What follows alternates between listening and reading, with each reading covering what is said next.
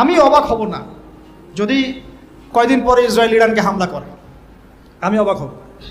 এটা অবাক হব না যদি কয়দিন পর লেবাননে গিয়ে সে আক্রমণ করে, সে যদি কয়দিন পর মিশরে আবার আক্রমণ করে, জর্ডানে আবার আক্রমণ করে, আমি অবাক হব না। কারণ এগুলো আমরা বুঝি। আমার ইন্টারপ্রিটেশন যে অচিরেই তারা পুরো বিশ্বে একটা বড় যুদ্ধ বাঁধিয়েই ছাড়বে, দেখেন ইনশাআল্লাহ। অচিরেই তারা পুরো বিশ্বে একটা বড় যুদ্ধ না বাঁধানো পর্যন্ত থামবে না। আরব যাই হোক না কেন, এতটুকু এনশিওর করতে পারি যে ওয়ার্ল্ডের বুকে একটা রাষ্ট্র মাথা তুলে দাঁড়াবে এবং তার ক্ষমতার দাপট সবাইকে দেখাবে, তার নাম ইসরায়েল। এটা হবে আমাদের কারণেই, আমাদের এই ঘুমন্ত জাতির কারণেই।